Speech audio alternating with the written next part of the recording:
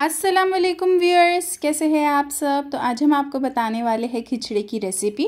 वो भी बहुत ही आसान तरीके से हम आपको बताएंगे कि बहुत ही जल्दी इंशाल्लाह आपका जो खिचड़ा है वो बन जाएगा। तो चलिए अब हम आपको उसकी रेसिपी बताते हैं। तो यहाँ पे हमने जो है नॉर्मल गेहूँ लिए हैं, जिसको पहले हम लोग ने भिगा दिए थे। जब वो बहुत अच्छे से भीग गए थे तो हमने उसे सुखाए और फिर हमने ग्राइंडर में उसको ग्राइंड कर लिया अच्छे से। अगर आप रेडीमेड वाले खिचड़े के गेहूँ लेना चाहते हैं तो आप वो ले सकते हैं। उसके बाद हमने कुछ दालों का इस्तेमाल किए हैं जो कि हमारे घर में अवेलेबल थी। तो यहाँ पे हमने लिए हैं 5 चम्मच मसूर की दाल, 5 चम्मच मूंग की दाल और 5 चम्मच राइस।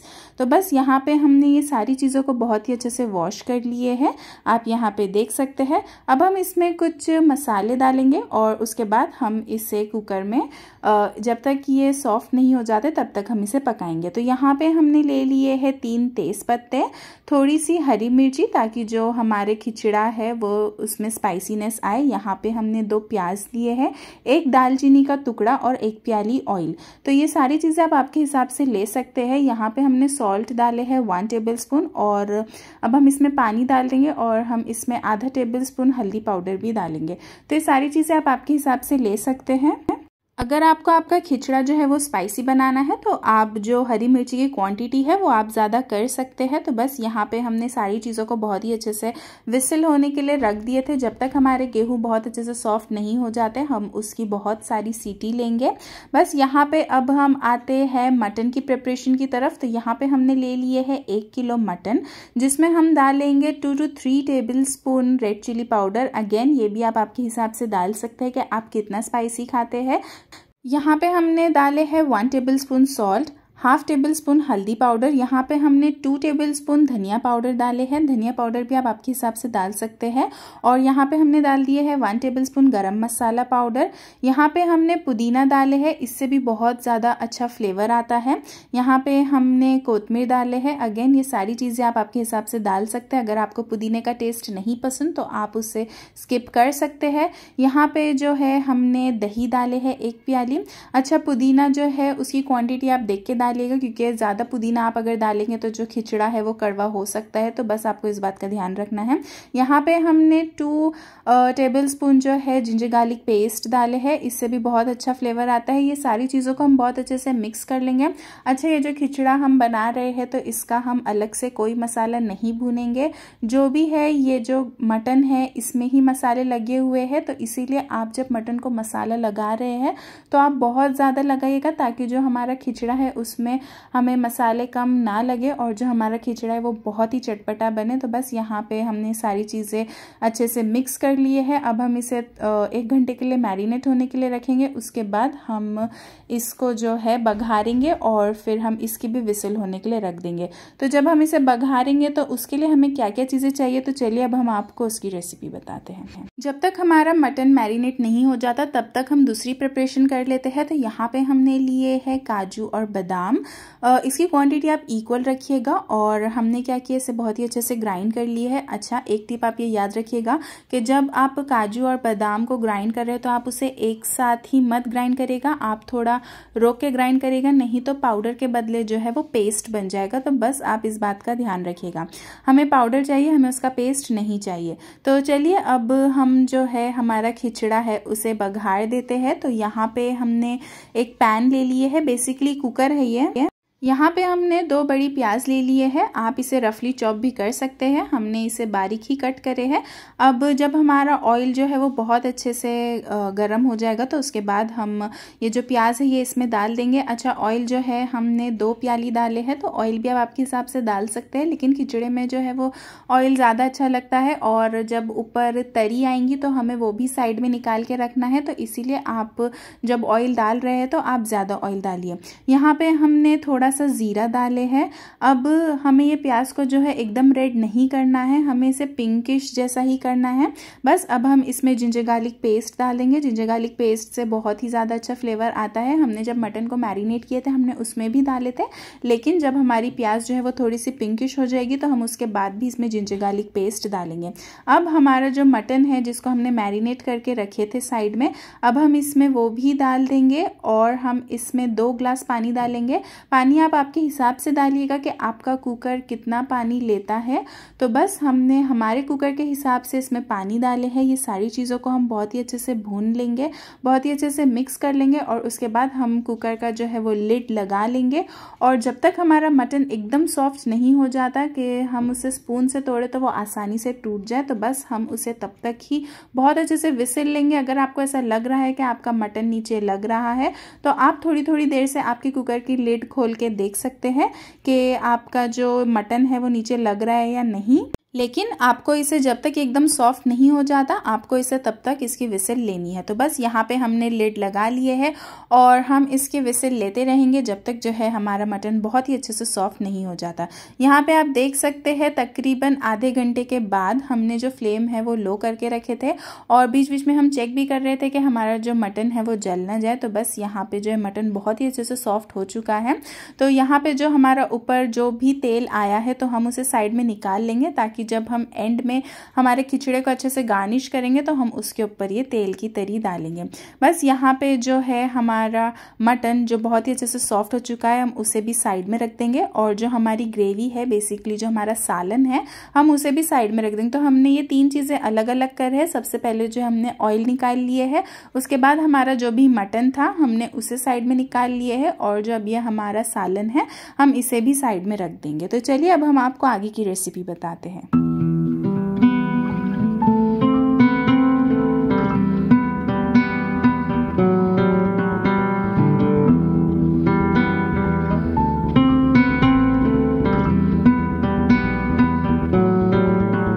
यहाँ पे आप देख सकते हैं जो हमारा मटन है वो बहुत ही अच्छे से सॉफ्ट हो चुका है। हम आपको चेक कराते हैं। हमने इसे थोड़ी देर के लिए ठंडा होने के लिए रखे थे, क्योंकि हम इसे गरम गरम ही हम इसे ग्राइंड नहीं कर सकते, क्योंकि जो फिर हमारा मटन है वो बहुत ही ज़्यादा पीस जाएगा। इसीलिए हमने इसे ठंडा होने के लिए रखे हैं। जब ये पूरी तरह से ठंडा हो जाएगा तो उसके बाद हम इसे ग्राइंड करेंगे। आप यहाँ पे चेक कर सकते हैं कि मटन इतना सॉफ्ट हो गया है कि अगर हम इसे चम्मच से ही अच्छे से घोटेंगे तो ये बहुत ही अच्छे से हमारा जो मटन है वो अच्छे से ग्राइंड हो जाएगा। लेकिन फिर भी हमने इसे जो ग्राइंड करे है, अच्छा जब आप ग्राइंड करें तो आप इसे ज़्यादा ग्राइंड नहीं करिएगा, आप खाली 1 to 2 सेकेंड के लिए ही ग्राइंड करिएगा, नहीं तो वो बहुत ज़्यादा ग्राइंड हो जाएंगे और फिर वो अच्छे नहीं लगेंगे। जब आप खिचड़ा खाएंगे तो मुंह में जो है वो मटन के पीसेस और मटन का टेस्ट नहीं आएगा, इसीलिए आपको इसे ज़्यादा ग्राइंड नहीं करना है। तो चलिए अब हम हमारे खिचड़े की तरफ बढ़ते हैं। तो यहाँ पे आप देख सकते हैं कुछ विसिल के बाद जो है हमारा खिचड़ा बहुत ही अच्छे से सॉफ्ट हो चुका है। अब हमने जो भी इसमें गरम मसाले डाले थे, यानी कि हमने इसमें जो दालचीनी का टुकड़ा डाले थे और जो तेज़ पत्ता डाले थे, तो वो सब हम इसमें से निकाल लेंगे। आपको ग्रीन चिलीज नहीं निकालनी है क्योंकि उसकी वजह से ही जो आपका खिचड़ा है वो थोड़ा स्पाइसी होगा। तो बस यहाँ पे हमने सारे गरम मसाले निकाल लिए हैं। अब हम इसे हाथ से ही बहुत अच्छे से घोट लेंगे। अच्छा, बहुत सारे लोग होते हैं जो ग्राइंडर में ये पूरे खिचड़े को पीस लेते हैं क्योंकि उन लोग को एकदम ज़्यादा फाइन पेस्ट जैसा चाहिए रहता है, लेकिन हमें फाइन पेस्ट जैसा नहीं चाहिए। जो फाइन पेस्ट जैसा होता है फिर जब हम उसे खाएंगे तो वो दाल के जैसी लगती है, इसीलिए हमने जो है खिचड़ा जो है उसको हमने थोड़ा मोटा ही रखे हैं। हम आपको बताते हैं कि हमने इसे पूरी तरह से नहीं घोटे हैं, लेकिन अगर आपको पूरी तरह से घोटा हुआ चाहिए तो आप इसे ग्राइंडर में ग्राइंड कर सकते हैं या फिर जो हैंड मशीन होती है आप उससे भी इसे ग्राइंड कर सकते हैं। सबकी अपनी अपनी चॉइस है। तो चलिए अब हम आपको आगे की रेसिपी बताते हैं। ये पॉइंट पे हमने इसमें थोड़ा सा पानी डाले थे और अब हम इसे बहुत ही अच्छे से लो फ्लेम पे घोट रहे थे। तो चलिए अब हम आपको आगे की रेसिपी बताते हैं।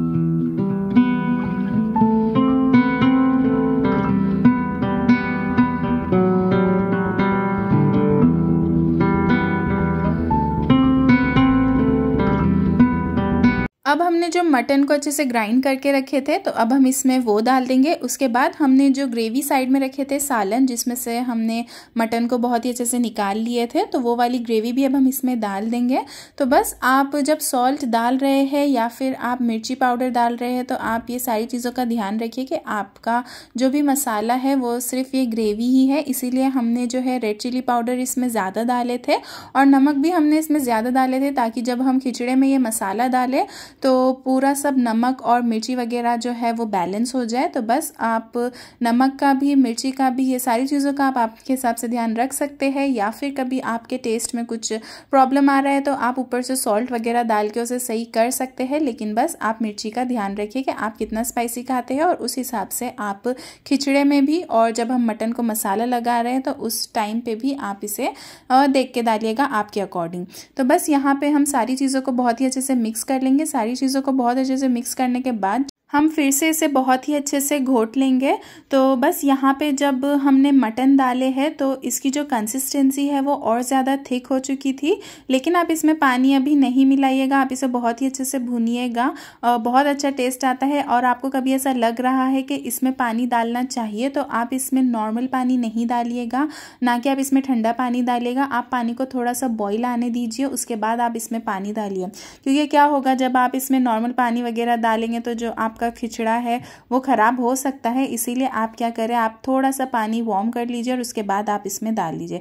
जब हमारा खिचड़ा बहुत ही अच्छे से घुट गया था तो अब हमने जो पाउडर रेडी करके रखे थे काजू और बादाम का, तो अब हम इसमें वही डाल देंगे। अगेन ये पाउडर डालने से खिचड़े की कंसिस्टेंसी बहुत ज़्यादा थिक हो जाती है। कभी आपको थिक नहीं चाहिए उसकी कंसिस्टेंसी तो आप जो है वो पानी को साइड में गर्म करके रख लीजिएगा और उसके बाद आप आपके अकॉर्डिंग जो है थोड़ा थोड़ा पानी डाल दीजिएगा। बस यहाँ पे हम जो है इसे कुछ 3-4 मिनट के लिए या 5 से 7 मिनट के लिए हम इसे अच्छे से पकाएंगे और यहाँ पे जो है हमारा खिचड़ा रेडी है। तो चलिए अब हम आपको इसे सर्व करके बताते हैं और हम सारी चीज़ें गार्निश करके बताते हैं।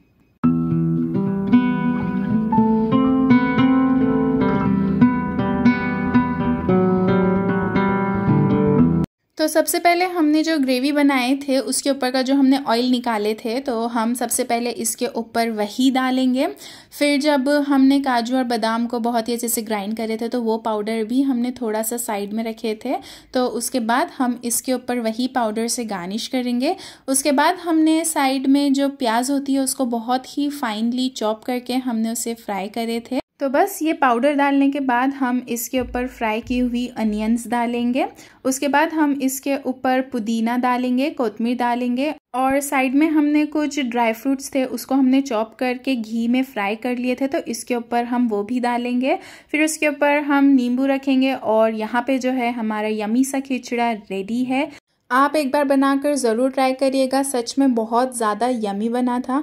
और आप इस खिचड़े को क्या नाम देते हैं तो प्लीज़ हमें कमेंट सेक्शन में ज़रूर बताइएगा। तो बस यही थी आज की एक छोटी सी वीडियो। तो अगर आपको हमारी वीडियो पसंद आई हो तो प्लीज़ सपोर्ट करें, शेयर करें, लाइक करें, सब्सक्राइब करें और एक बार एक खिचड़ा बनाकर ज़रूर ट्राई करें। हमें कमेंट सेक्शन में भी बताइएगा आपको कैसी लगी थी। दुआओं में याद रखिएगा। जज़ाकल्लाह।